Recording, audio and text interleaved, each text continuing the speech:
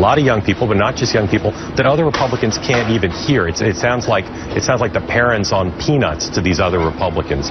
They can't make out what Rand Paul says because it's communicating on a different level, particularly including on foreign policy. A lot of young people look at the Lindsey Graham type of foreign policy. They say, that's my father's foreign policy. That's my mother's foreign policy. That's not what I care about today. And that has power and resonance. Is it enough to get him the nomination?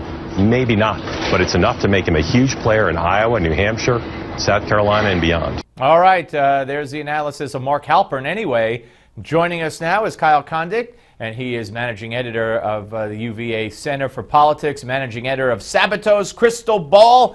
Hey, Kyle, welcome aboard just hours after the official announcement comes down from the aforementioned Rand Paul. So what do you make of his timing, given his foreign policy cred or lack thereof? What do you make of the timing?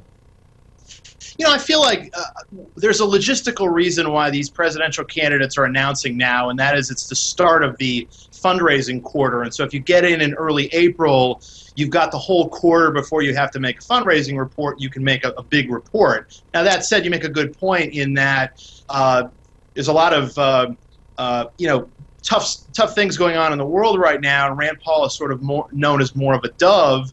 And we saw it in his speech that he tried to be a little bit more hawkish than he has been in the past. But certainly the Republican foreign policy elite is not a big fan of him or his father, and I don't think there's any way in which Rand Paul is going to get the support of those people. So yeah, the timing is a little bit, it's not the best timing for him because it's a more hawkish moment than dovish moment right now in the GOP. Right, and you may be absolutely right. I bow to you on that. The game they're playing with the fundraising and all that. That's interesting. But what about not only his father and the association with his father, and I have his father on, and I love talking to him. But some of the nutty things his father has said. We have a bomb. Why can't Iran have a bomb? I don't know that Rand Paul agrees with that, but certainly Rand Paul has said things that, when it comes to foreign policy, I mean, he may agree with Obama's deal here. Yeah, I mean, he seemed to indicate that he might not agree with it in his speech today, but he was more talking about how he wanted to make sure that that deal is submitted to Congress, a position that's not actually different than many other Democrats, including Senator Tim Kaine of Virginia, who's one of the more active voices on the Democratic side in foreign policy. And here's another thing, is that even though Paul went out of his way to talk about the threat of Islamic terrorism today, he also was criticizing the national security state, big data collection by the government as a way to fight terrorism.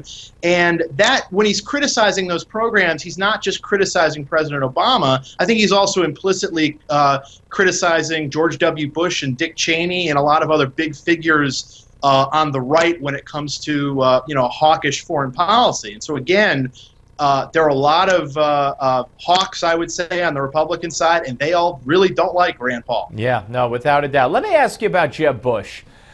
This reminds me of a Seinfeld episode. I don't know if you're a Seinfeld fan or not, where Jerry meets this woman on the phone named Donna Chang. Well, he's expecting an Asian woman. It turns out she's Donna Changstein from Long Island. Yet she goes to she quotes Confucius. She goes to acupuncture classes, et cetera, et cetera. And Jeb Bush checking that Hispanic box on his voter registration doesn't seem to be an isolated incident in his quest to gain this almost Hispanic, if not identity, certainly association. How is he going to get out of this one, or does he? Well, it actually reminds me a lot of what got Elizabeth Warren in trouble during her Senate race, when she, in the past, had sort of claimed protected status because of, she actually has some Native American lineage, but it's very much in her past. And, it was kind of an embarrassing story for her. I think that was maybe in the spring of 2012 during her race. But I mean, obviously Jeb Bush has a Hispanic wife, and so that makes his kids Hispanic, but he himself is not.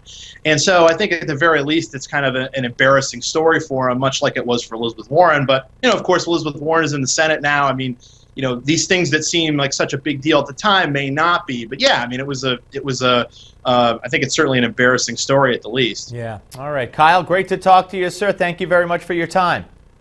Hey, thank you. All right, Kyle Kondik, ladies and gentlemen, and check out Sabato's Crystal Ball, and you won't be sorry you did. Up next, we're going to talk about all of this and so much more with the Malzberg panel. Don't go away.